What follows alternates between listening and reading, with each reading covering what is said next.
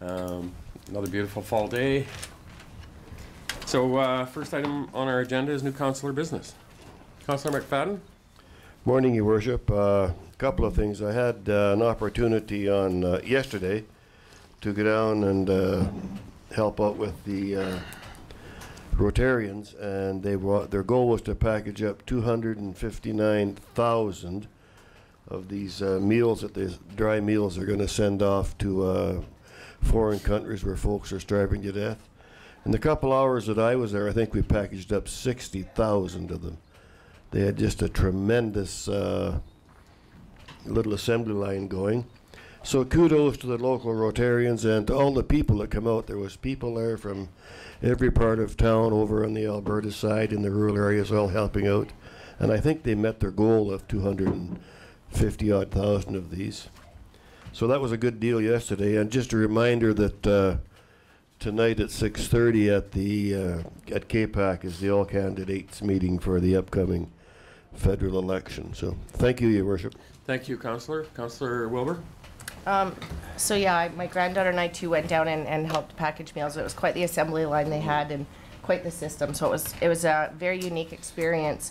But while I was there, actually, Dale and Maxine Campbell had given great compliments to Ryan and the staff at the event center and just said how great it was to work with them, and everybody was just had a wonderful time and really appreciated the staff there. So we'll pass that on to them.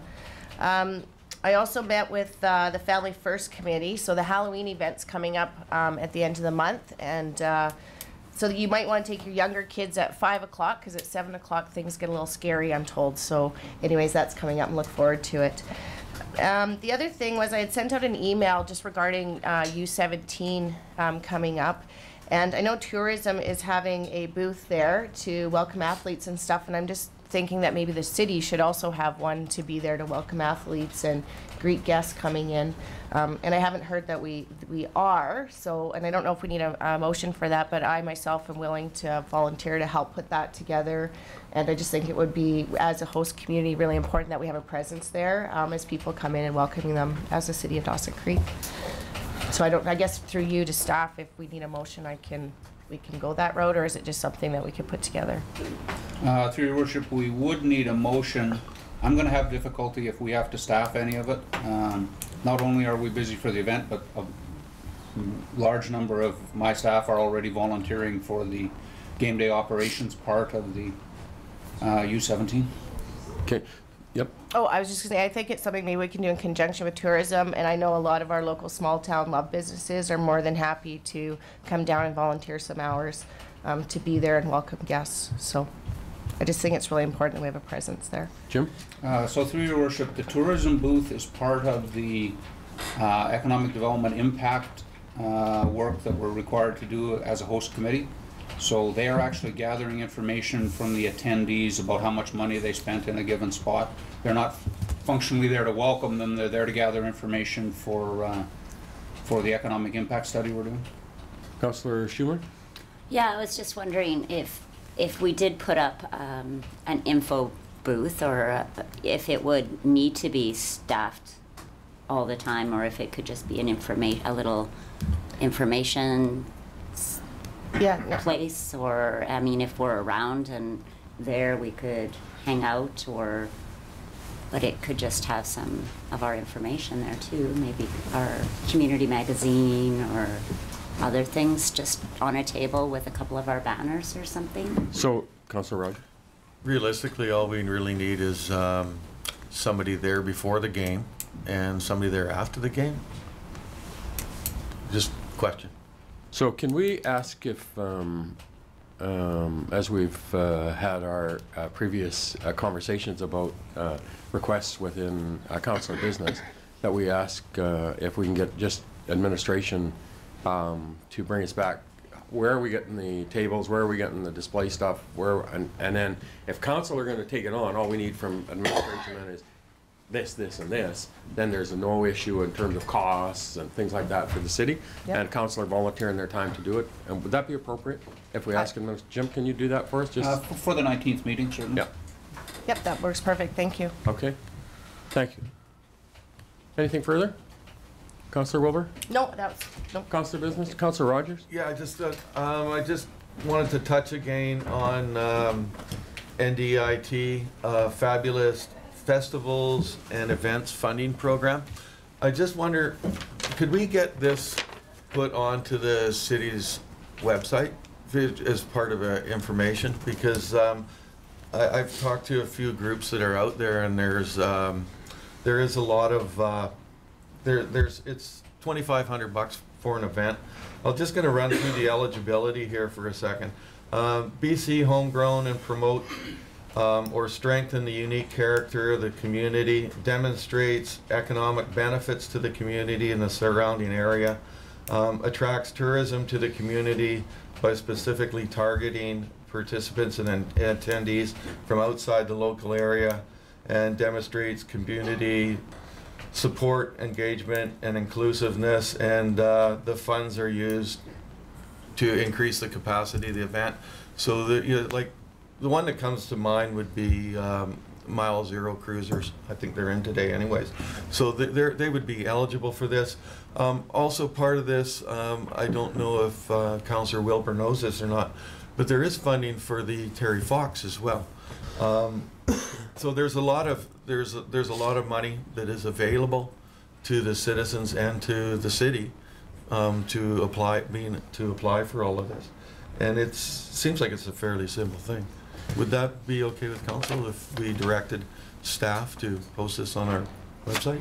Absolutely. I think if you can bring it forward and pass it through to administration, they'll see what they need to do to get it on the as a link onto our website.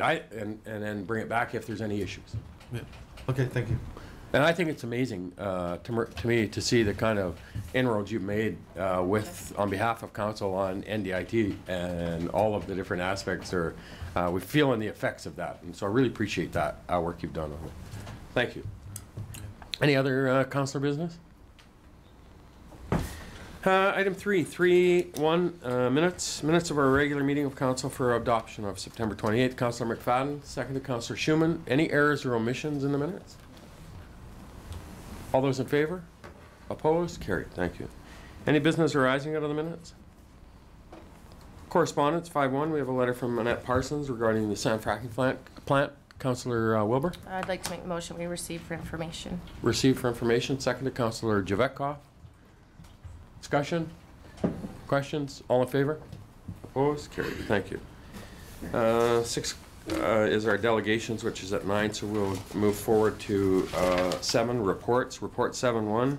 We have report number 15179 from the Deputy Director of Community Services regarding the Encana Event Centre dressing rooms. Councillor Parslow. I move the report number 15-179 from the Deputy Director of Community Services Encana Event Centre dressing rooms be received. Further, that Council approve a $650,000 total project budget for the Encana Event Centre dressing rooms. Further, that $165,000 be reallocated from the Arena Upgrades capital project in order to accommodate the budget increase. Thank you. Seconded. Councillor Schumann. Discussion. Councillor McFadden. Just in reading the report, Your Worship, the recommendation is that we approve a $650,000 budget for the dressing rooms, and then there's talk about another 165 that's being reallocated.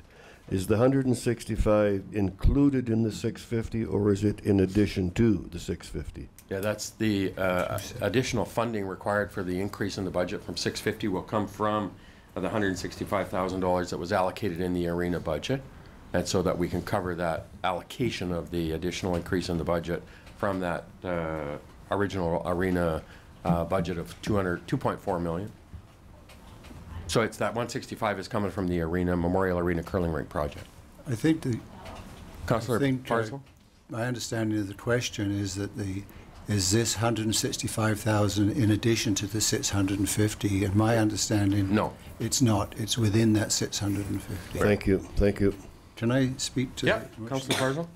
I mean, I'm sure we all dislike this sort of thing happening, but I mean, I just want to say that I'm supporting this because we knew that the work that was done was preliminary costing. We knew that we had to make a decision right away. And so this is an extraordinary event, but it's not something that I'm sure any of us like when we have to do this. But we had to make that decision on preliminary stuff, and this will be a lasting asset, which could be used for other major hockey events that we hope to have in the community. Thank you. Further discussion? Councillor Javetkov? I thought I read somewhere that the main reason for the cost increase was an increase in size. Originally, we planned on doing a certain size, and it was increased. Is that correct? Jim? Through your worship, that was separately distributed in an email to you, but it is the biggest reason. The conceptual drawing was at 1,200 square feet, and the final project is at 2,000 square feet. So we got considerably more than what we had anticipated, and thus the additional cost. Right. Jim? Through your worship, a point I would make, this all came up in conjunction, or basically at the same time that we were getting our report from the Auditor General for local government. But if you'll recall that report, the Auditor General for local government said, as a matter of course, council should add 30% contingency to all budgets. There was no contingency in this budget. If those recommendations had been in place, that 30% would mean that you would be right on budget at this moment. So just further indication that the Auditor General for local government might have that right. Thank you. Councillor Rogers? Yeah, and another point would be the price per square foot never changed either. So Yeah. like by adding it, the pricing all stayed the same. Thank you.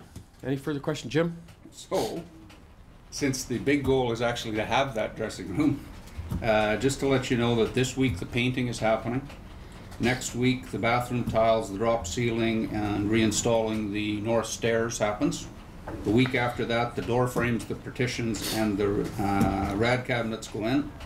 And then that means that the fit out has to start the following week, the 26th. So we have 3 days to put down the rubber flooring and the benches and all that sort of stuff. So we are on time, but right to the last moment. Thank you. Any further questions, comments? Ready for the question? All in favor? Opposed? It's carried. Thank you. 7.2, we have report number 15181 from the Director of Corporate Administration regarding the 2016 council meeting schedule. Councillor Wilbur? I'll make the motion that report number 15-181 from Director of Corporate Administration regarding the 2016 council meeting schedule be received. Further, that council adopt the proposed 2016 council meeting schedule. Thank you. Move. Seconded. Councillor Schumann. Discussion? Ready for the question? All in favor? Opposed? Carried. Thank you. 7.3, we have report number 15182 from the Director of Development Services regarding our 10th Street Bridge Condition Assessment Interim Report.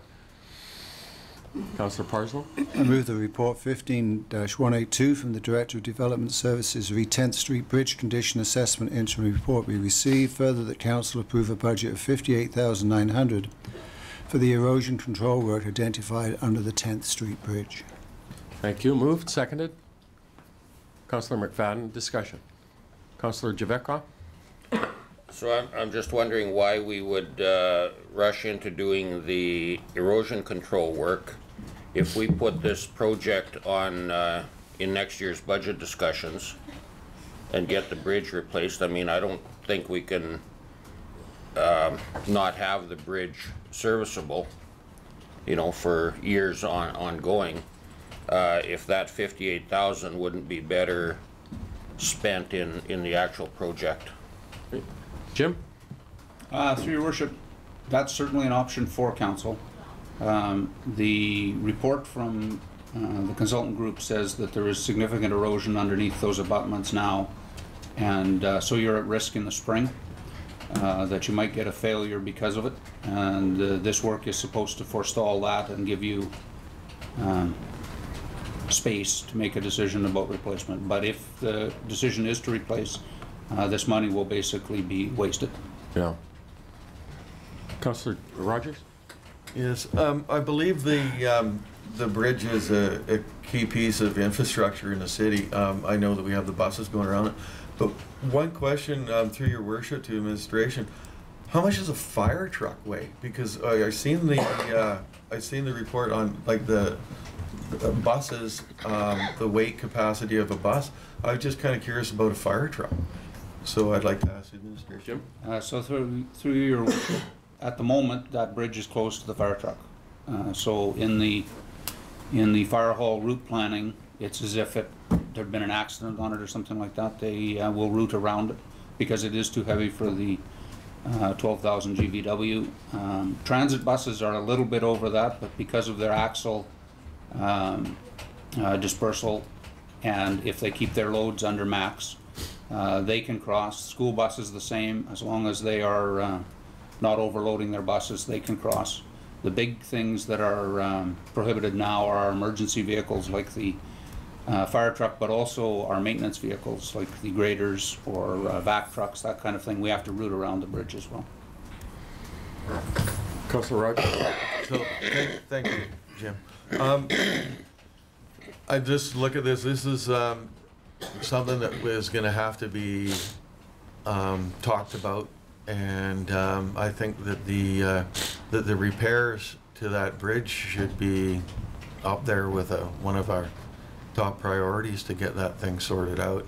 I'm just wondering, what would the time frame be from going through the bidding process and the engineering and design process until the completion, when that bridge could actually be back online again? Jim? So through your worship, there's no prospect, even if council was to fund a replacement of the bridge or a replacement with culverts, something like that, there's no prospect that that work could be done next year. Just because of the nature of your approval process, we wouldn't have a go decision on that until March or April, and then we couldn't have design work done until sometime after that, and you'd just run out of time.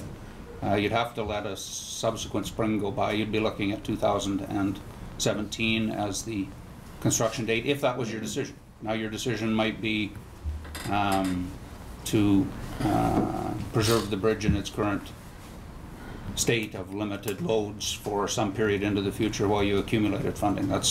We don't know what the replacement cost is yet. We don't have those figures. So. Councillor Javetkov and Councillor Schumann. If we use this $60,000 for design work, we're basically talking about approving it immediately.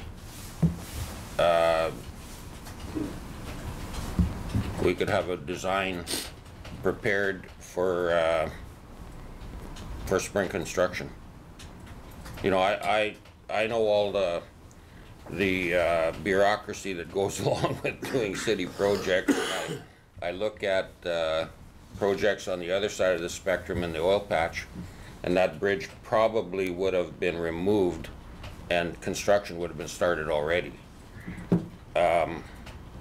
So I think if we all accept the fact that we have to replace it as soon as possible and start the process, I don't see why we can't have it replaced here next summer. Yeah, I guess as to Jim's point, the whole aspect of getting the engineering done so that we understand the costing of it, and then we got to address the capital budget, because we haven't given any capital budget consideration to the project, not understanding the costs. And I guess, Jim, is that one of the... Well, and so to Councillor Javatkov's point about bureaucracy, I just have to advise you we have to engage the provincial bureaucracy on this as well, because we would need permitting to culvert or bridge the Dawson Creek. Oh, right. So that can't even be applied for until we have the engineering in place, and we haven't selected an option yet. But if it is going to be council's will to replace it, no matter what the cost or and simply choose an option, then this slope stabilization is wasted money. Yeah. If that process might take you a couple of years, then the consultant's view is that you should stabilize that slope now, or you might have not a restricted load bridge, but no bridge at all.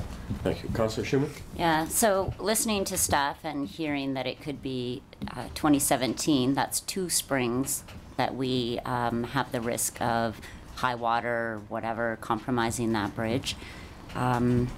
Like in view of the safety of our citizens, and like I would say that we ought to, you know, enforce the bridge now and then make our plans. I know that it, obviously we will be considering replacing the bridge, and that this would be technically wasted money, but I think the safety issues are might override that a little bit, in my view. Thank you. Councillor Wilbur? You know, I concur with what Councillor Schuman's saying, but considering the time span it's going to take, I think we all agree that we need to do something to replace the bridge, and the time span that's going to be, I don't think we're wasting the money. I think we're buying some time for the community until we can get that bridge replaced, and I would hate to see it wash out this spring or the next spring while we're doing that, over us not spending the money and reinforcing those embankments. So I will vote in favor of the recommendation, and then I suggest we start on the plan of gathering that information and preparing for what it's going to cost and what we have to do to replace that bridge. Thank you. Councillor Parslow and then Councillor Javeco. Yeah, this, I hope my comments are fair here. Where was this bridge in our sort of infrastructure lens, you know, from the point of view of fiscal gap? Was this part of that, identified as a project in the future that and was part of the calculations in our total fiscal gap situation? Jim? So through your worship, all our assets, the first stage of tangible capital assets was to identify all of our assets and when they were put in place, and look at that through the lens first of depreciation. Had they reached the end of their lifespan? So part of that work identified this bridge as beyond an expected lifespan, and that's what led to us hiring the consultant to have a look at it, and that's what identified the problems. The problems are not unexpected for a bridge of that age. If you look at the picture that's attached to your report there, you can see what's happening with you can actually see the hole in the abutment as the dirt is coming through it. But certainly when staff prepared the report, we were under the impression that there was no go decision to replace it yet from council, because we haven't given you enough information to really make a choice there. So it is true that our recommendation is aimed at preserving this existing structure in its reduced capacity for a period of time while you examine what your options are. So, you know, if you're now prepared to go ahead with the go decision, I can't give you a price, but it would be an alternative for you. Thank you. Councillor Javeco and Councillor Parslow. You know, I think there's a lot more safety issues here related to leaving the bridge in place for another year or two than there is to start the process to replace it. So if this motion fails, I'll make a motion that we put a high priority on this project and get it kicked off now as far as engineering, and maybe we can actually show the world that the city can, you know, do something quickly and effectively and efficiently and on cost and on budget, and, you know, get something done positively. Thank you. So I would make that motion if this motion fails. Thank you. Councillor Parslow. Yes, I don't think the track record of when council makes decisions in a sort of in a reactionary mode is that great. Things tend to cost more in the end, and the Auditor General encouraged councils to look at all alternatives. And, I don't know if that would be possible. So I'm always I hate sort of moving too quickly on things, because I think some study. Obviously, we have to have this bridge, but I'm comfortable with following a process that we see what the costs and alternatives are in design, and putting the money in there to preserve the bridge for another couple of springs, as Councillor Schuman suggested. Thank you. Councillor Schuman? Yeah, and I would worry, like, you know, maybe we could prove that we could do this in a quick way, et cetera, all those things you mentioned. But hearing from staff that we also have to get permitting from the province, you know, those things could slow us down as well. And I don't think that I'm willing to risk the safety of our citizens over $60,000. Thank you. Councillor Dueco? Just a comment there, you are risking the safety of the citizens by having a bridge that's not capable of hauling weights. Sure. There's a high risk there. Councillor Schumann? I think it's been identified that there's some remediation measures that we can do with this $60,000.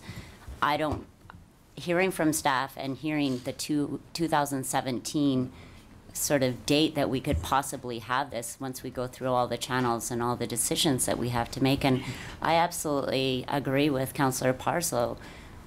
Reacting and moving forward, I mean, we've been burned by that process before, and I think we ought to identify all the options and look at it very carefully and make those decisions in a way that will get the thing done in the end. But rushing off and trying to do this in, you know, the next 8 months, I can't see that it's going to turn out well.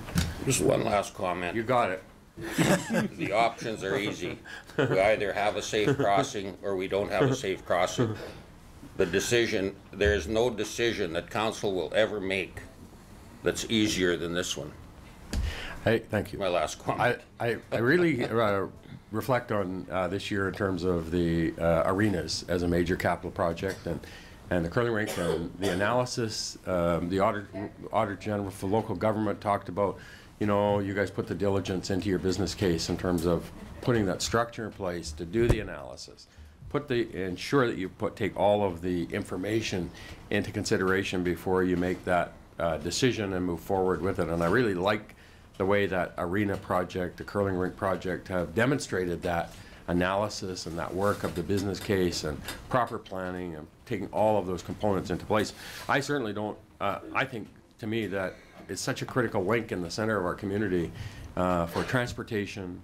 But I think also now we got the risk mitigation. We absolutely have to ensure that we do whatever we can to allow us the time to do the planning, but keep it safe for public. And if we don't do that, and something happens, then we have a whole different conversation and discussion going on. So I think in this situation, to me, the first step is ensure it's safe for us while we do that analysis and the planning process for what needs to be done to get it completed.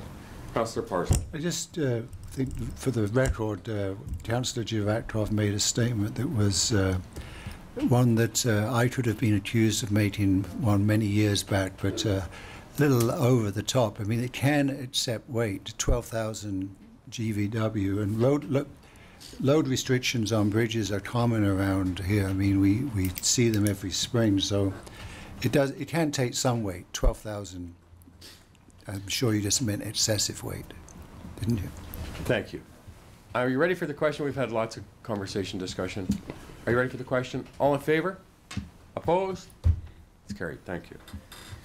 It's now 9 o'clock, or very, very close to, so I'd like to move back to our delegations on item 6. We have 6.1.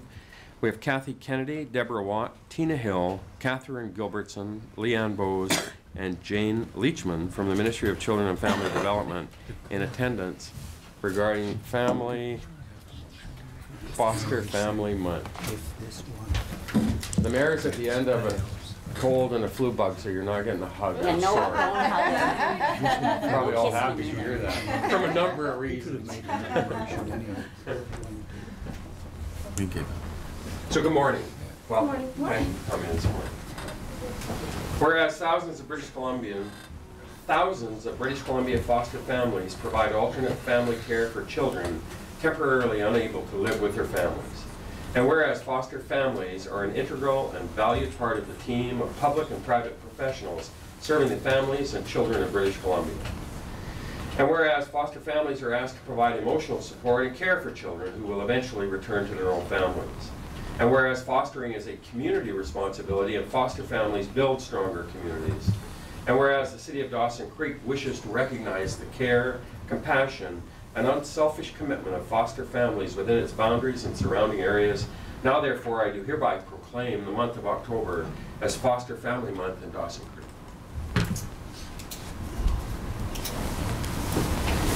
And you guys have to all go up there. So who's the lucky recipient? Yes. Thanks so much. Thank you. And the floor is yours. Well, Say a few words. you said it really well. This month we're celebrating the 25th anniversary of celebrating foster families in BC. It's a really important job, and I'm sure you can imagine it's also very challenging, but has a lot of rewards. We have a total of 19 foster families in Dawson Creek, Tumber Ridge, and Chetwynd, and we're actively recruiting more because there's definitely a need. So I just ask that you spread the word and help us celebrate foster families. Thank you so much, and thank you all for the work and support you give to the babies in our community that need that help, that support, that guidance, because it's our whole community, as it says in the proclamation. So thank you so much for coming in this morning. Thank you.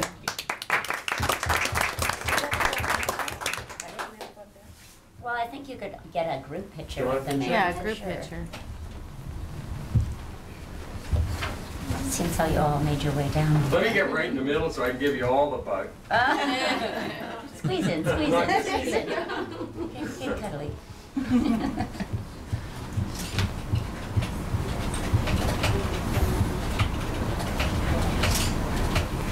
Thank you, ladies. Thank you. Thank you. Come in,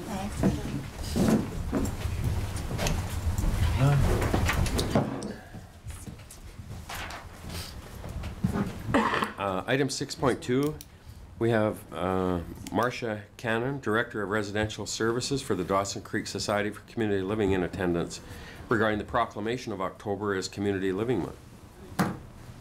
Come on in. You're up.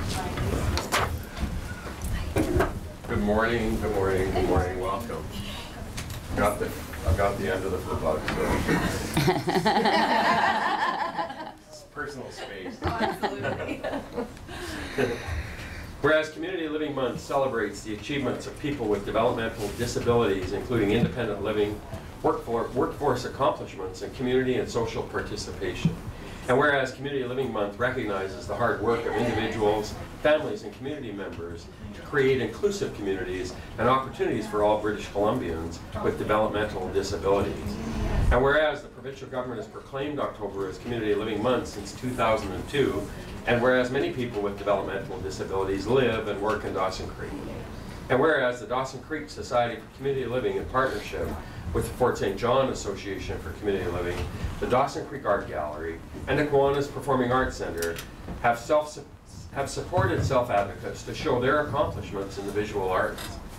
An exhibit entitled Abilities will be open to the public at the Kiwanis Performing Arts Center in Dawson Creek, British Columbia, with an opening reception on October 8, 2015.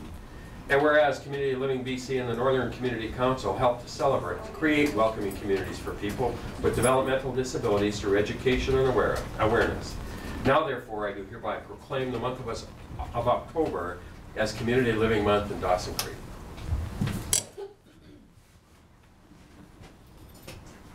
There you go, congratulations. Thanks so much.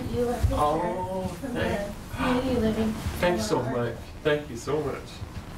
That's beautiful. Yeah, it was a collaborative piece that we worked on, and I have some invitations. I can hand them out. They're just little cards, reminders of our art show that's opening on Thursday. Thank you. I think I have it in my calendar already. And I think Catherine worked on this piece. Oh, very nice. Thank you, Catherine. Thank you so much. I'm going to hang that proudly in my office. I appreciate it. Your Worship, I just like to add to encourage everyone to attend that art show. Our Society for Community Living has some very talented hidden gems, and you will not be disappointed in the artwork that'll be on display. I've been previewed some of it, so. Thank you. Thank you so much. You're welcome. And again, we appreciate all the work that, obviously, as Councillor Wilbur said, the Society, Dawson Creek Society for Community Living has done for our community. in broadening the accessibility, the awareness for people in our community. So thank you. You're welcome. Well, thanks. Thank you for coming in.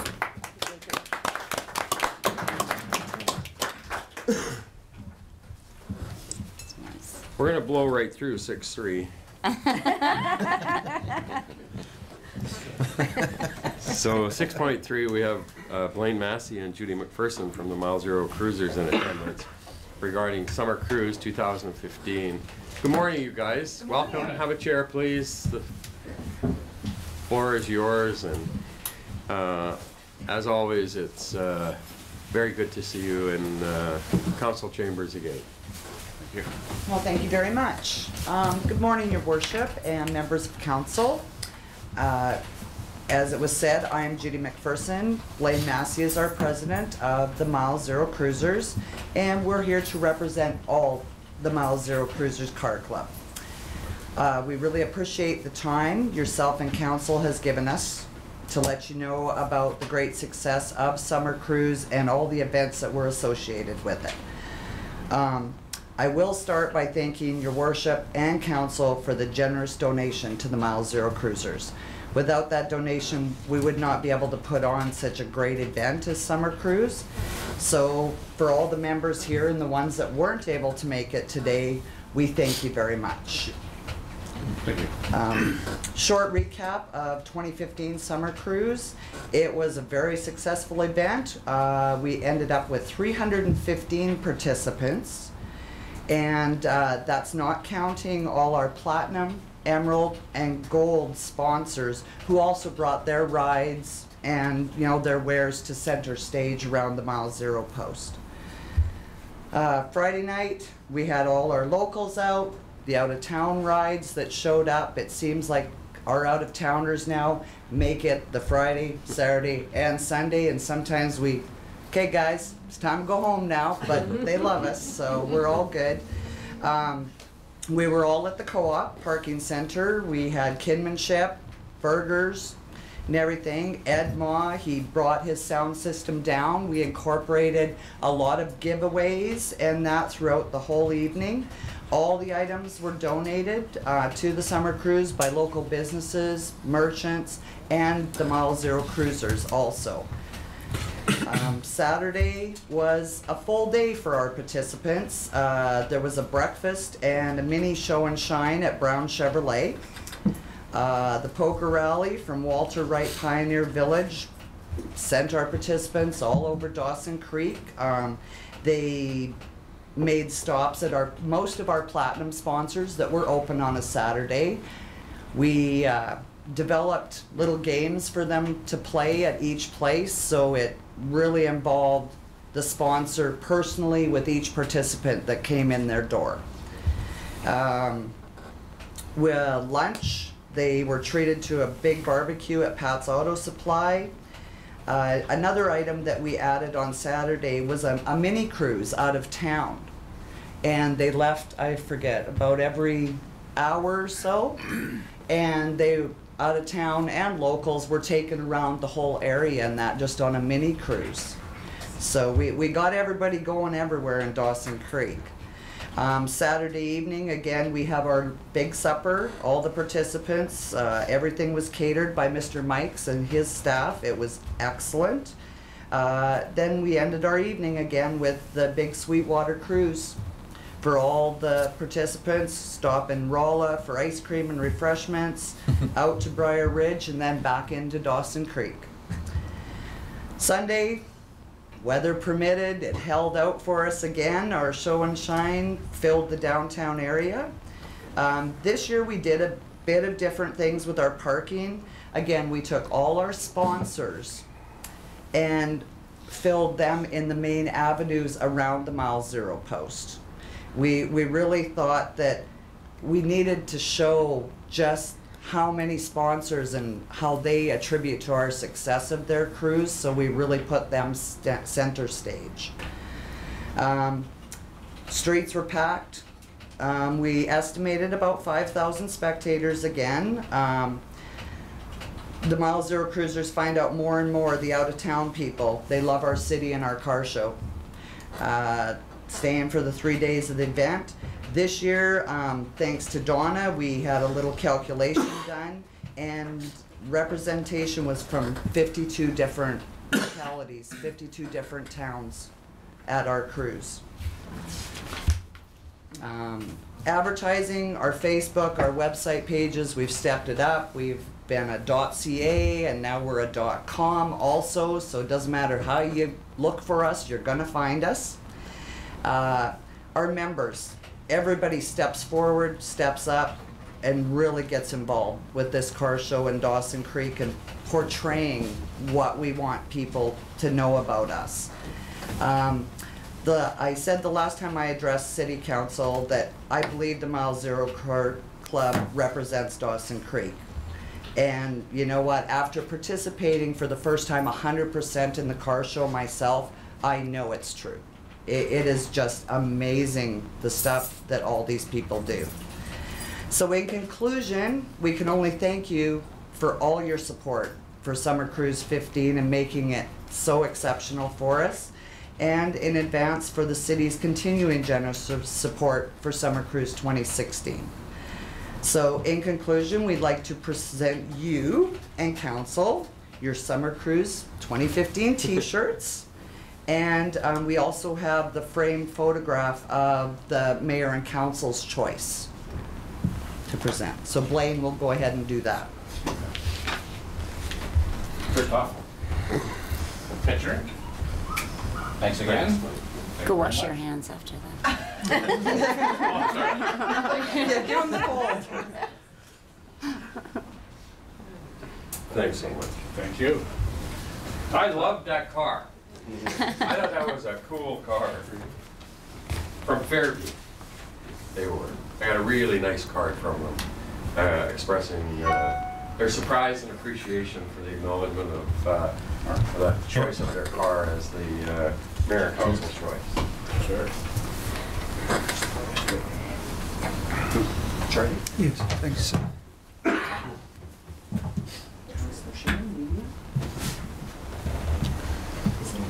I'm a men's small. Thank you. Is that a XXL there? XXX.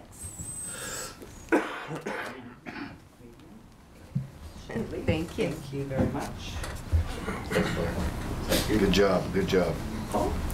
The Jones is standing on him. Thank you.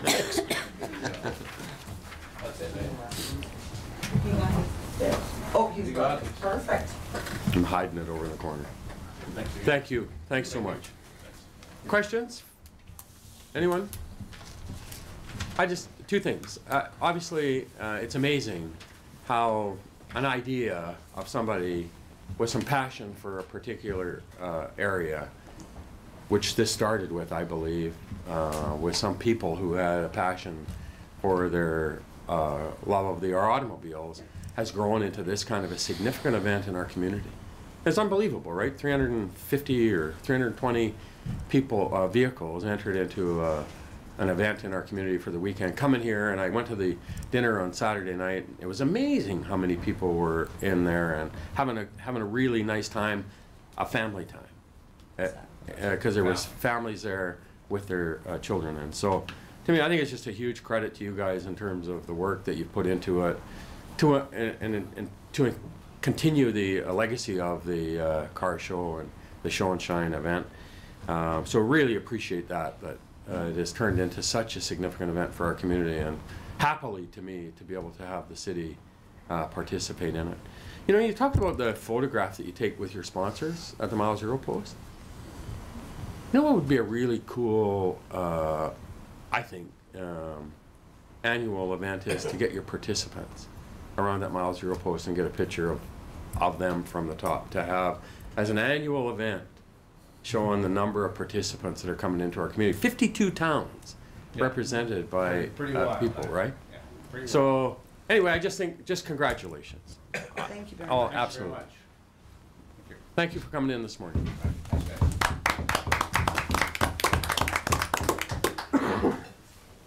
Item 6.4, we have Teresa Glad, who is in attendance regarding Elections Canada's request. Good morning. Welcome. Good morning, Councillor Bonjour. Hello. Good to see you. Thank you. My name is Teresa Gladue. I'm the Community Relations Officer for BC Elections, or elections.ca, and I'm here to ask if it's possible to have the transit run free on voting day. I've talked to a lot of homeless people. They're my target, Aboriginal people, seniors and youth, and a lot of them don't have a way to get down to where they're going. And sometimes some of them just, because of low income and homeless people as well, right? So that's my request for today, and it's on the 19th, and it's from 7 a.m. to 7 p.m. at the curling rink, as well as the Encana Event Center. But there's also advanced polling, which is all this weekend, and that's from 12 to 8. And we also need workers for voting day, if any of you guys are interested. Well, thank you so much, Teresa. And certainly we'll, Councillor McFadden? Yeah, I think this is something that we've done every year, so I would have no problem making the motion that we provide. We'll bring it back. Yeah, I was wondering about that as I was talking here, yeah. Thank you. I know it Got ahead of was myself. municipal, but I didn't know if it was ever federal. Councillor Schumann? Thanks for coming, Teresa.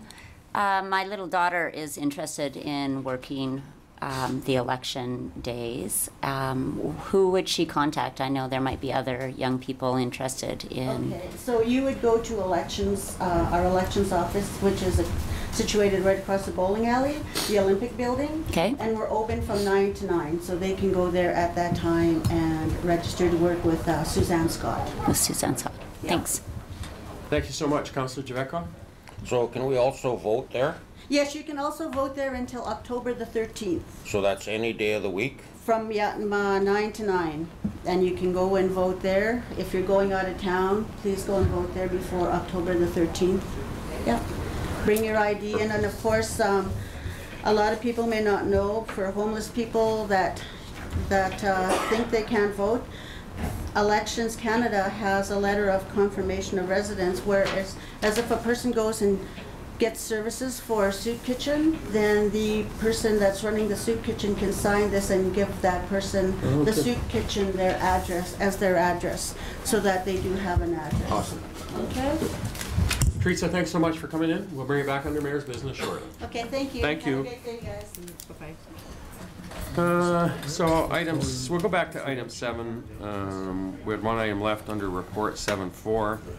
Report number 15183 from the Director of Corporate Administration regarding authority and responsibilities policy. Councillor Wilbur? Sure, I'll make motion that report number 15-183 from the Director of Corporate Administration regarding authority and responsibilities policy be received. Further, that the authority and responsibilities policy attached to this report be approved as presented pending a 30-day review period. Further, that the Council powers and duties policy and the powers, duties, functions policy both be repealed. Thank you. Second, Councillor Schumann. Discussion. Questions? Councillor Javetkov? I just had a question, or under Council 7B, it says be careful to always present the council's view and not his or her own view. So I always get confused by that. Like, where does that apply? Like, in my personal life, obviously, I get questions about well, why did you vote this way, or why did you vote that way? Am I supposed to say, geez, I can't tell you, I have to present the council's view? I think to me the aspect is that you, so the mayor always speaks on behalf of council.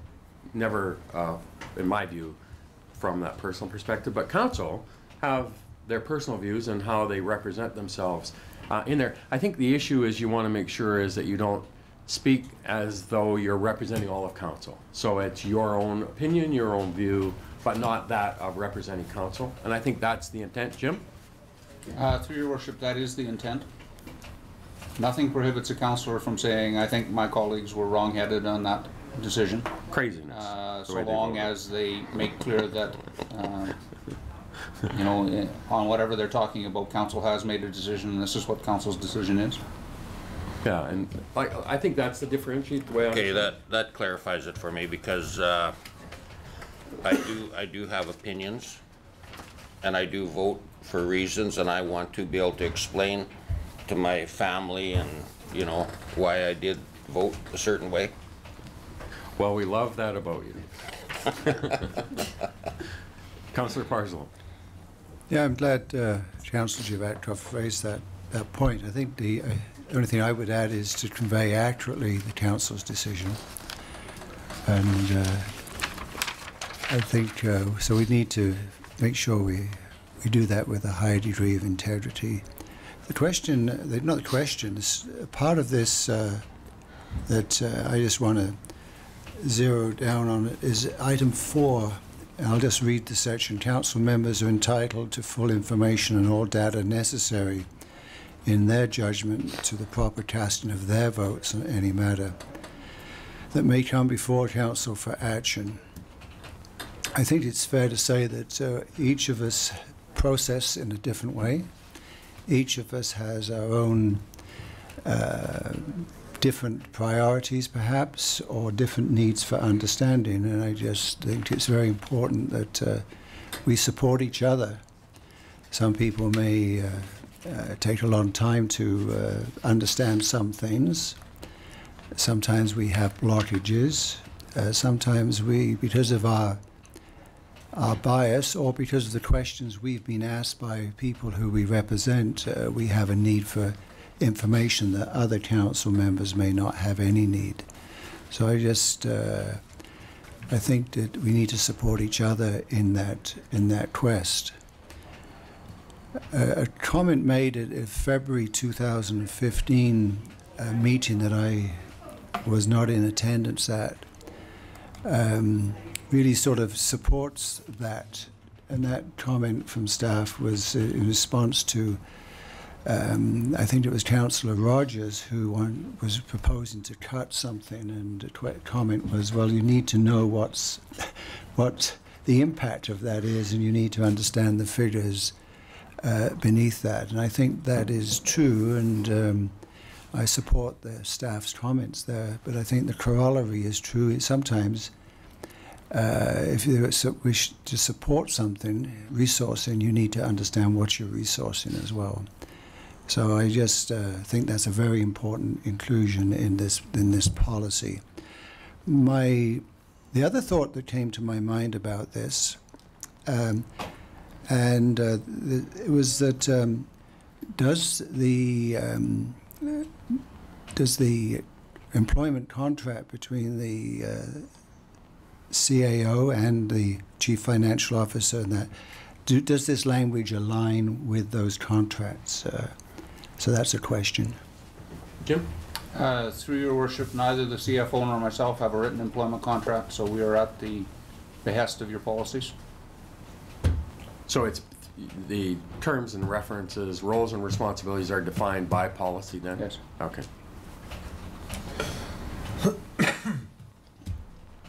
Further questions, further comments? Ready for the question? All in favor? Opposed? Carried. Thank you. Do you want a break or do you want to buzz through? Buzz through. 8.1 bylaws. Report number 15184 from the Chief Financial Officer regarding 2016 permissive tax exemption bylaw 4269. Councillor Javetkov? I'll move that report number 15-184 from the Chief Financial Officer, permissive tax exemption bylaw 4269, be received. Further, that permissive tax exemption bylaw number 4269 be given first 3 readings, and further that staff be directed to publish the required notice as required under section 227(1) of the Community Charter. Thank you. Seconded. Councillor Schumann. Councillor Rogers, discussion. Through your worship to administration, do we have a policy for permissive tax exemption currently? Jim? Through your worship, no, you do not. That was part and parcel of what was defeated at the last meeting. So right now, actually in the past and now, if someone comes forward with a request to be included as a permissive tax exemption, you'll get a report from the CFO matching that request up against the criteria in the community charter. So the criteria in the community charter set a baseline for what can be permissively exempted. Inside of that, you have no policy indicating how council will look at that request over and above the criteria in the act. So the report from the CFO will say whether you can or cannot exempt, and then you'll make a decision about whether you do, but you'll be making that without any policy criteria that tell you or staff or the public what kind of things you'll look at. Thank you. Councillor Rogers? Okay, thank you. I'm gonna take a little bit of time here, but after this motion is dealt with, I would be bringing forward a motion to draft a permissive tax exemption policy and to draft a permissive tax exemption application.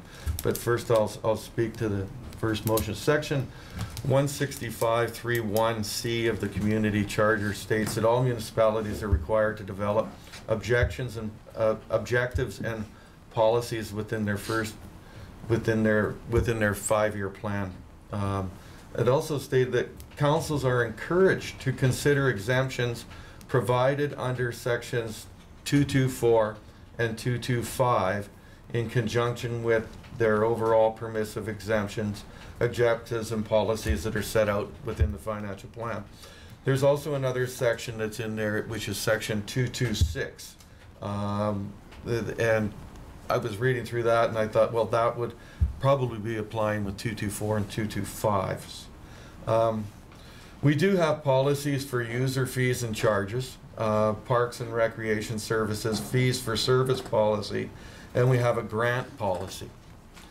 Permissive tax exemption is a grant or it's a fee for service that the city would consider providing.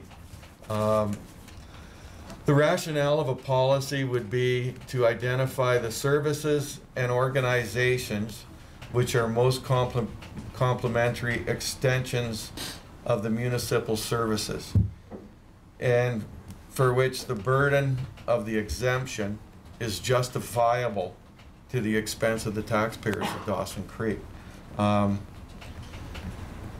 Support should be directed towards services the city would consider providing given we had the adequate resources. So my thoughts are it's citizens tax dollars that are exempting these. I would like to make sure that we can target these exemptions to the right spot. As the exemptions are a financial decision, there is an associated cost with that. Therefore, they should be granted with the same level of diligence and transparency as grants do.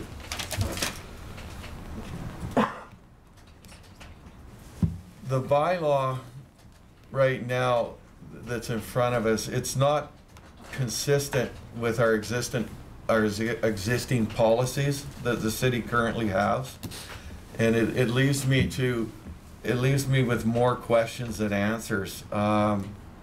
I have a whole bunch here, but one that stood out most was how should council and the city, like, how should how should the nonprofit that are in competition for the profit corporations be treated? Should exemptions be taken into consideration regarding what a neighborhood municipality is already doing? Should particular benefits and services be specifically targeted for an exemption? What is the degree of exemption for 1 year, for multiple years? For, there is some municipalities have that they'll exempt 50%. I believe in part of 226, there is a 50% exemption. I believe that the targeted groups or organizations should have a significant impact with little impact on the taxpayers. And note a cumulative impact, it can be great effect on our tax dollars. We should use exemptions wisely and develop a policy, and we should know the financial impact of what our actions would be. That's it. Thank you. Further questions, further comments on the bylaw? Councillor Parslow? Yeah, I'm still processing what Councillor Rogers said, but the the amount of 400 and whatever $1,000 it is what percentage of our total tax revenue from property tax? Through your worship, I don't have that at the top of my head, No. but I know it was over 1% because we were trying to cap it at 1% at I think it was 149,000 was 1% of our. So now revenue. it's about 3%. Yeah. So just I thought there was value in capping, and I'm just wondering if there's an opinion of staff here, if it might be wise to, whatever this level is, relative to our upcoming tax roll, is there value in setting a limit, a cap on what percentage of our tax revenue would be allowed within this permissive tax regime, if you understand? So we have some control over the ceiling. And is it technically possible? Through your worship, so I thought this discussion was pretty fulsome at the last council meeting, and you weren't here for that council meeting, but the impression staff got is that the intention of council was to continue supporting these community groups by giving them permissive tax exemption. The council was not interested in weaning anyone off or capping any worthwhile group that came forward. So if we drop a policy, policies have criteria. The goal of that criteria is to separate people into two categories, those who qualify and those who do not. So there are great benefits to a policy, for instance, along the lines of visibility. It was interesting to hear a number of the delegations at the last meeting saying that they weren't even aware that they got this support until they got the letter saying that they might not have this support any longer. So those kind of visibility and accountability issues were interesting, but the flavor I got from council is that investing more staff time in a policy or a potential cap is simply going to lead to more delegations talking about the impact on them and then a reversal of the decision. That seems to be what I got out of that meeting. Councillor Parslow? Yeah, I supported the resolution, and I'm just saying that, okay, given the council saying to these groups that, we're going to not reduce your permissive tax thing. So I'm not trying to revisit that. I'm just saying now we've done that. Is there any value in saying, okay, we've done it, and if any other groups come along, we're not going above a certain ceiling, and therefore everybody would, if we're interested in having some more people get that taxation, then everybody else's would be reduced. That's the dynamic. I'm not trying to revisit the decision in any way. I'm just saying in light of the decision, now if we're going to head with all these permissive tax exemptions, is there any value in having a cap? That's my question. Thank you. Councillor Javeka? I'd have a concern about placing a cap because that's it's an artificial way of controlling it. My concern, I guess, I'm even concerned about comparing us with other communities. We're a unique community. We choose to do things like support community living, for example. You know, in the past we donated quite a bit of land on 102nd Avenue to community living to develop residences for people. to me, that is a decision that's unique to us. We have an active community living group here, and to me it's a way of economic development and looking after people that you know, that need some help indirectly. There's a lot of benefits to the community by supporting that kind of thing. Schools are another thing, private schools. We support private schools here, and to give them a tax exemption allows them to be more on the same level as public schools. You know, they're not supported as much by the provincial government, but for us to give them a tax exemption at least puts them on a level playing field from our perspective. And you know, having a private school here could attract people to Dawson Creek. I mean, there's all kinds of spin-off benefits, and that's unique to Dawson Creek.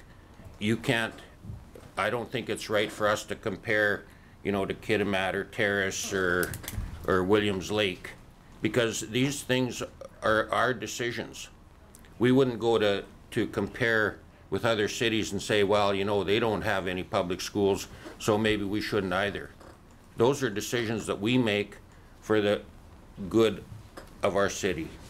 So those kind of things, and putting an artificial cap on permissive tax, to me it's not constructive. If there's something that comes up that we see an opportunity for the good of Dawson Creek, we need to have that flexibility, or, you know, we end up changing policy and waiving policy, and, you know, like, it's, to me, it's artificial, so I wouldn't support that. Thank you. Councillor Parslow. Just information here. With our grant policy, is a group that's receiving support through this permissive tax exemption eligible to receive a grant as well? I've lost track of that. I know there's something, some language about something or other like that. Again, through your worship, the policy that had been presented at the last meeting would have prevented that sort of double dipping, but it wasn't adopted, so there is no permissive tax exemptions. Are an individualized decision council makes each time you have a request, and it's the only information staff provides is how that aligns with your authorities under the community charter. Councillor Rogers. Can I just say this? The community charter states that we should have, they recommend that we should have a policy around it. I'm not talking about a cap or anything like that. I'm talking about having some guidelines in place so we know where our money's going and we know what it's being used for. Yes, there are, I did read a lot of, I read a lot on the weekend. And it's, to me, it's a grant. And we should be knowing full well where that grant money is going to. There should be an application process for it. Otherwise, the way it's set up right now is somebody comes to you and says, okay, I'm a nonprofit group. I want you to grant my building, like, so I don't have to pay the taxes. And we don't have, you sit there and you go, well, we'll just give it to you, or we won't give it to you. But there's no guidelines, there's no fairness. There's got to be a fairness to all of this. And as far as staff time for a policy, part of it's done. As part of the application, it's already done. It would just be the will of council. If you didn't like something that is in that policy, or you didn't like something that's in the application, at least look at it, and then maybe we can change things like that in the future. Thank you. Councillor Javekov. I guess we could talk about it if you make a motion about it, but just to comment on the sort of the perception that it's a grant. We support multiple causes here in Dawson Creek.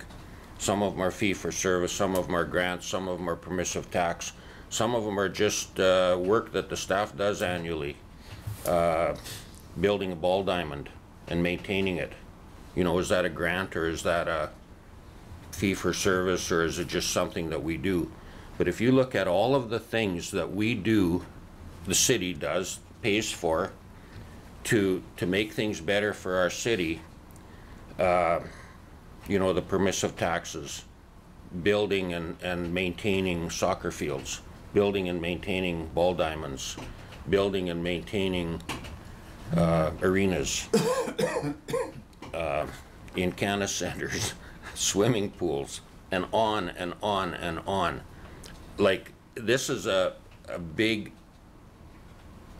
picture deal in Dawson Creek. And I don't think you know, to split out one aspect like a permissive tax and dwell on it and treat it differently, it's not right. I mean, what we're doing is we're providing support, financial support, to organizations that do good things in our city. We're providing support to people that want to play ball. We're providing support to people that want to swim, or, you know, whatever. If you look at the big picture, and I did some work on it on the weekend as well, and I made a spreadsheet on the things that we support and the way that we support them through permissive tax, or a grant, or just outlay through staff work. Now, I've got that spreadsheet and I'd like to put some numbers to it, but I'm almost afraid to. So, you know, it's a big,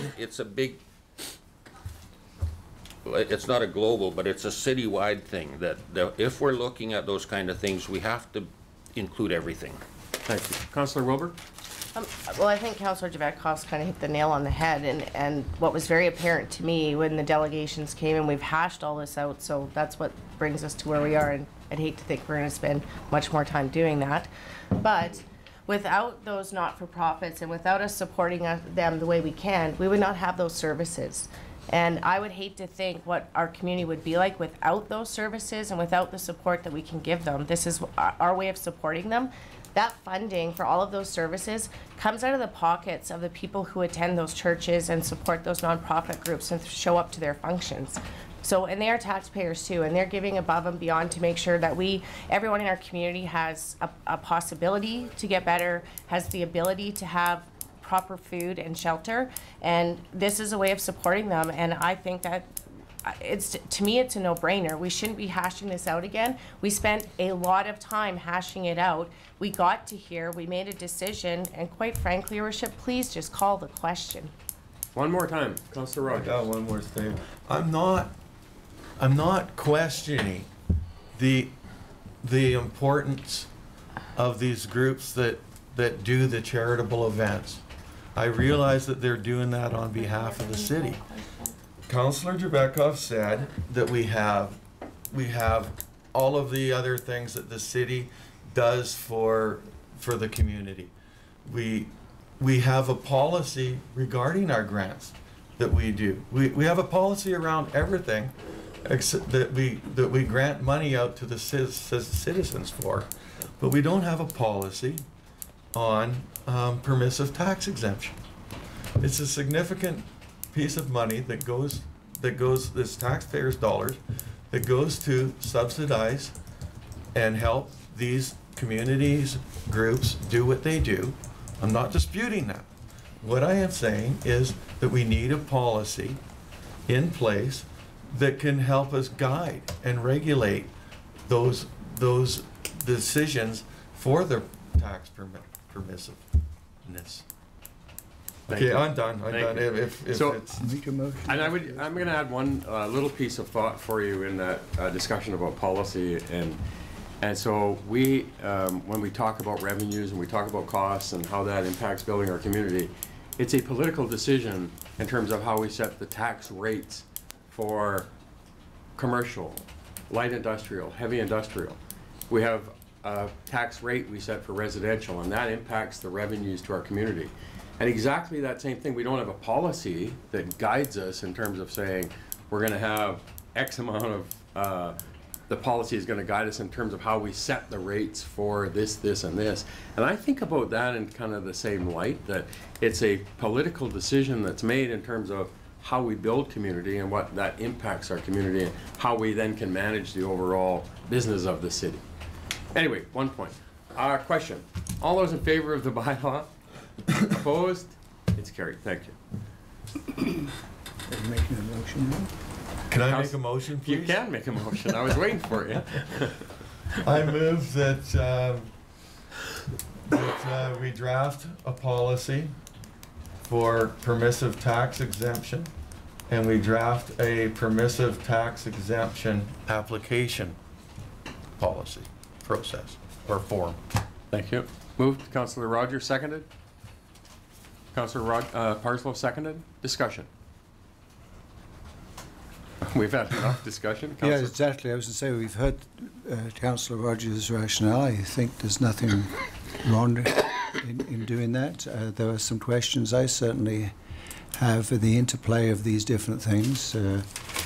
I do see it as a form of grant, and therefore I'm alarmed that the same group could apply for a grant through our grant policy as well. So I do think we need to talk about those things. And I'm also concerned about supporting something, one group against another group, and how we wrestle with that. And so I do think there's some things to wrestle with, but I do support the past resolution, and it's just some questions. So I think it might be helpful. Nothing wrong in clarifying and debating these things. Thank you. Councillor Javeco? You know, I think the criteria is in the charter, and you know, I don't think we can predict the types of things that come up year after year for tax exemption. I mean, you know, you can do a policy and there's something different that comes up, a new initiative, something unique, and then we waive the policy and you know, we go with it. So I'm not in favor of another policy. I mean, I'm concerned about the amount of work that we have handed down to administration already. I think it should be reviewed. So I'll vote against it. Further question? Further comments? I really think that we just need to develop a policy. The policy's already partially developed already. And we need to know the financial impacts of what this policy is gonna do. Whether it be whenever a community group goes out and does something for the city through lieu of grants or tax permissiveness, I think that there should be some accountability. There should be some transparency on what these groups are actually doing, and it would also be helpful to know through these groups when they put in an application, like Teresa was just here talking about homeless people. Does anybody have a number on the amount of homeless people that are in the town, or in the city? I think working with these groups, we would have a better idea and understanding of the situation that is going through, and through the application process, we might get a better idea of what's going on. It's nice to have a delegation come in that we're giving money to and have them give us a little report on it. With most of the people the groups that are being exempted right now, do we get a report on that? Do we know exactly what they're doing? Do we know exactly where the citizens' money is going? And I'd have to say, no, not exactly. We have an idea. Anyways. Thank you. Further questions? Further comments? Ready for the question? All in favor? Opposed? Defeated. Item 8.2, taxi cab and rental vehicle registration bylaw 4268, 2015 for adoption. Councillor McFadden, moved. Seconded. Councillor Schumann, discussion. Ready for the question? All in favor? Opposed? It's carried. Thank you. So we're going to now take a break because we we'll take 5 minutes, 7 minutes, and then we'll be back into promotional video.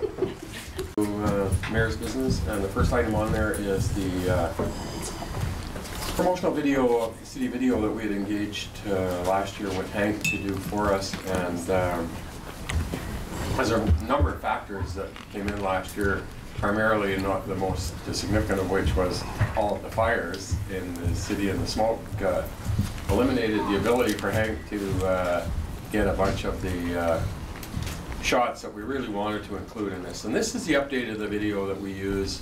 It's about a 3 or 4 minute video that we use exactly for that, for our community. And it's council engaged put it out to contract last year. And so I met with Hank about a week or two ago, and we got a final version. And so I'm really happy to have Hank here today, and to be able to show a couple of the clips that we've got together. So Hank, thanks for coming this morning, and welcome. Do you want to say anything about it? Sure. Well, there's actually 2 videos. There's the Dawson Creek promotional video, which was to be 4 minutes, but it's 4.5. It's always easier to make a longer video than a shorter video. So what I wanted to do for the video was I wanted no narration. I wanted just the people of Dawson Creek to talk about the city, which is a challenge, to get people to actually talk from their heart as opposed to an interview. So my goal was to get people to be as natural as possible. So it creates a challenge for me, because how do you tell a story how do you get people to say what you want them to say, right, with them being natural? So I hope you like it. And the second video is, I think it's 4.5 minutes also.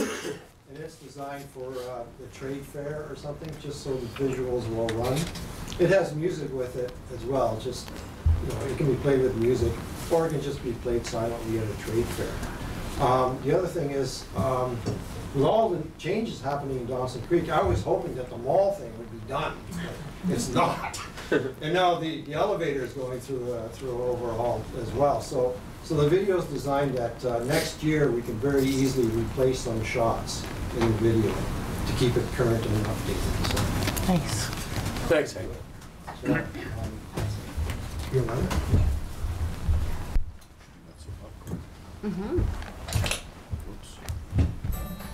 We're really lucky.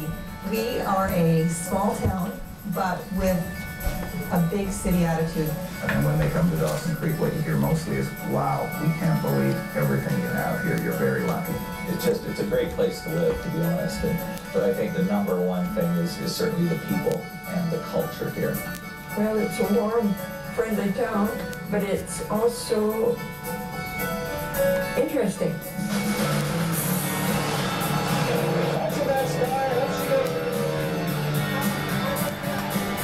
A little jerky, but it's not.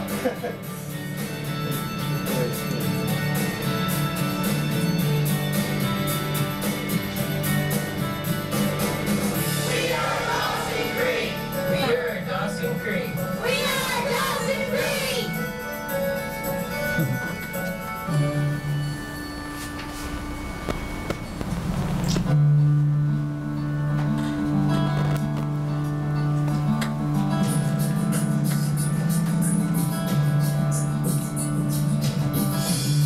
Dawson Creek is in northeastern British Columbia.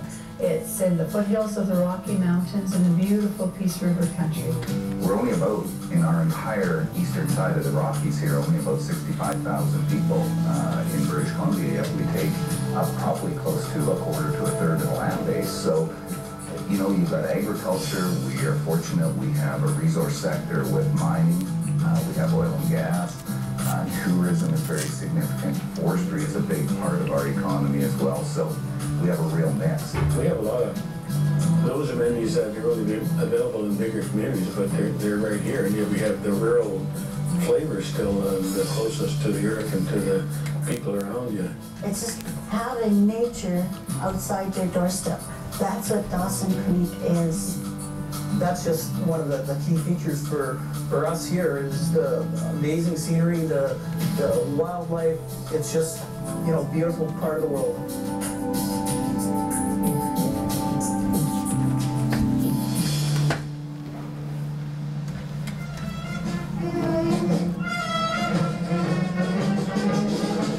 It's a wonderful place to raise a family. If you move your family here, you can educate your kids here, you can send them out to university, and they can come back here, and they have jobs, they have opportunities. The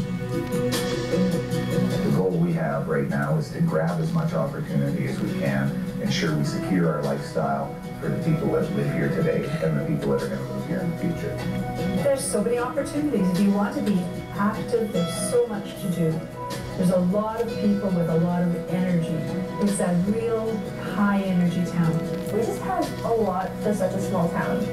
We've got certainly the arenas locally. We've got the Encana Event Center, which has really helped the community. I mean, we've got a brand new swimming pool in that facility. We've got world-class concerts and professional entertainers that come in. We've had hockey games, we've had monster trucks, we've had motorcycle racing, we've had just about everything. When you come here, you're part of something that's building and growing, and it's an exciting thing to be involved in a community that's evolving and changing. The advantages of a small community outweigh the conveniences of the major metropolis tenfold. I think it's because that we live in a community that people really feel connected to each other, and they feel like they are safe here, where they can go out, try new things, be adventurous, and support each other. It's really cool. You know, what makes Dawson Creek different is the people and the friendliness and the history. It comes out in every interaction that you have with people here. It's just a very friendly place.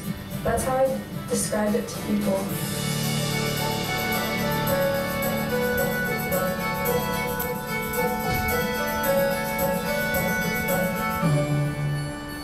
We are Dawson Creek. Oh.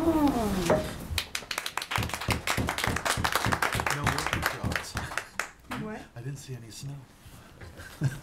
That's okay. Cross-country skiing? Skiing. Yeah, there was snow. I saw snow. You see some? Other than Blair in that broom jacket.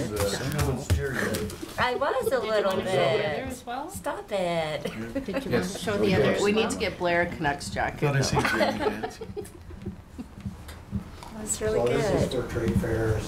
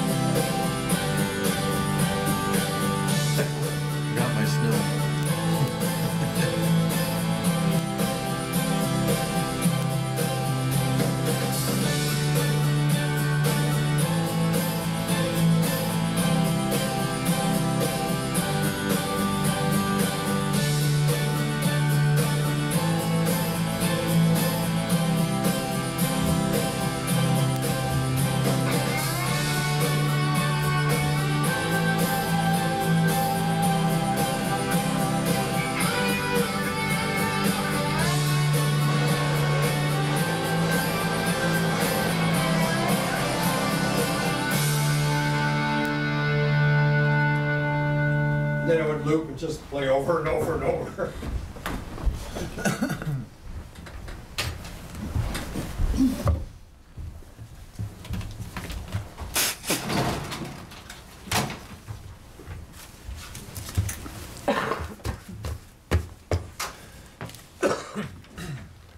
So thank you for that, Hank. Obviously, I had a preview of it about, like I said, a couple weeks ago. I was really pleased to see this new product for us to be able to be out and help promote and support our community and that messaging we're all trying to deliver. And I think this does it absolutely appropriately. Comments, questions from anyone? Councillor Parslow? Well, typical professional, high professional work by Hank. Appreciate his work there. Is this going to be available on those little discs that we used to have? Well, we think flash drive probably now. Okay, yeah, that's right. I'm just showing me. And then we'll put it on the city, we'll put the link onto the city website and all that kind of stuff. So. That's awesome. Anyway, Hank, thank you so much. As Councillor Parslow said, the quality of your work always speaks for itself, and this obviously does it again today. And we really appreciate you helping us demonstrate what a great community this is. Thank you. Next item, and I just have one other item on Mayor's business that I wanted to raise, and so about 2 weeks ago I was diagnosed with prostate cancer, and so as you go through this journey of healthcare from a personal perspective, it always absolutely in this kind of an event is in lots of respects life-changing, because immediately as you go through your day-to-day stuff and how you deal with the things that you deal with and how you set your plans for the future, and growing old as a cranky old man beside your bride all of a sudden changes, and you think, holy, is that going to happen? And so fortunately, in lots of respects to me, that having had the proactively kind of following along my regular visits to my doc and medical checkups, this wasn't a 2 weeks ago when I got this news wasn't a complete and out of the blue shock, because of certain indicators within my blood tests and PSA and all that stuff were starting to show a change. And so in August, just around, I think, fall fair time or whatever, I ended up, because I was right on the line, doc said, you need to and should have a biopsy.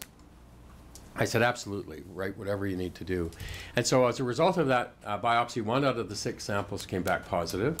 And so that news was the one that was, in one respect, kind of, obviously, you know, you think, holy, shocking, but on the other side, not so much. But thank goodness I caught it early, and thank goodness I've had these regular kind of checkups. As it is life-threatening, it absolutely is treatable and curable. And so from the perspective of prostate cancer for us boys, it's 1 in 6 of us are going to develop prostate cancer potentially in our lifetime. 1 in 20 of us are going to die from it. Most men will die with prostate cancer. They won't die from prostate cancer. And so it's just the process we go through as we get a little bit older. And I always kind of fess up to that, right? Because in a month I'm going to turn 60, and so all these things start to wear out on us. I don't know why that is.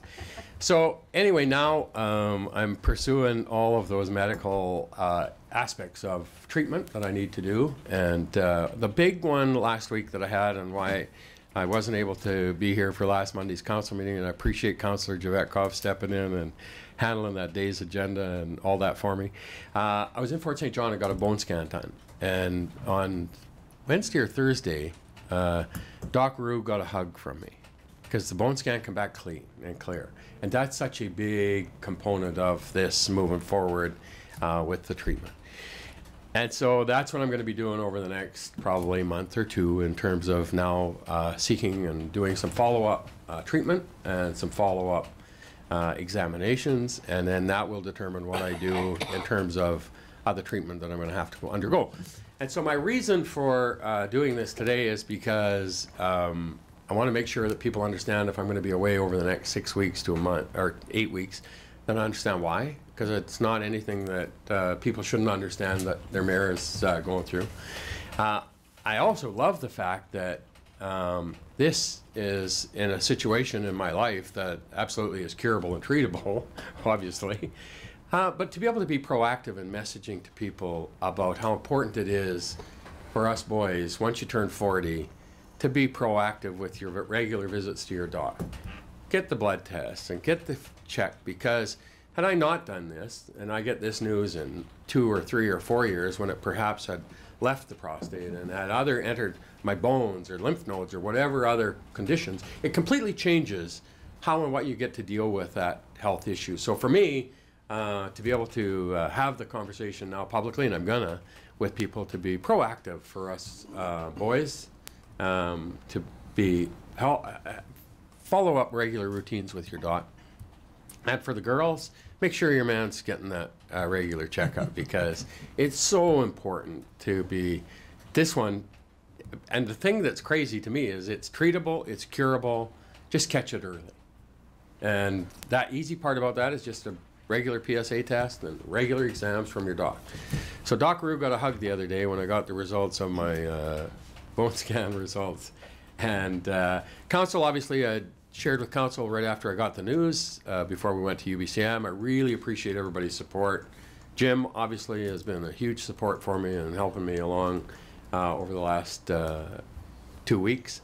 And there was lots of rumors and speculation going around in the community, so I posted it on my public Facebook page last night, and been overwhelmed by the response. So this isn't a bad news, awful thing. This is a good news. Thank goodness I'm in the stage I am, and state I am, and like I say, it's treatable and curable. So I appreciate all of you guys' support.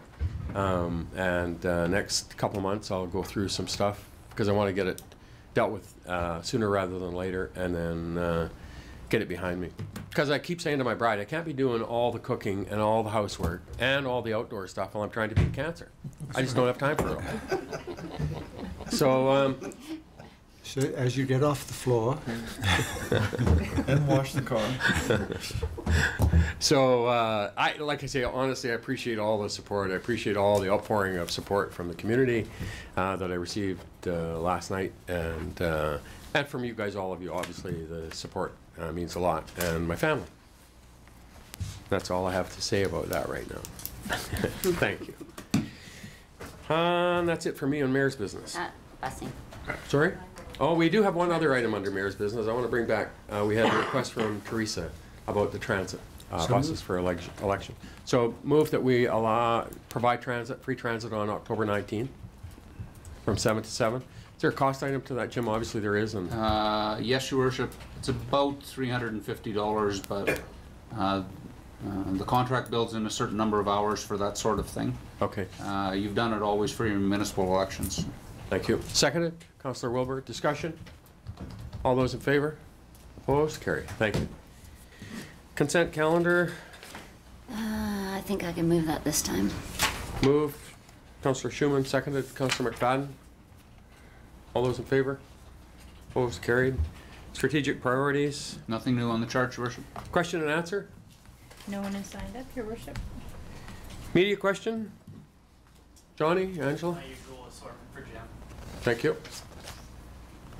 Anything? Motion to recess to closed. Schumann, Wilbur, all in favor? Opposed? Carried. Thank you. Take a couple of minute break while we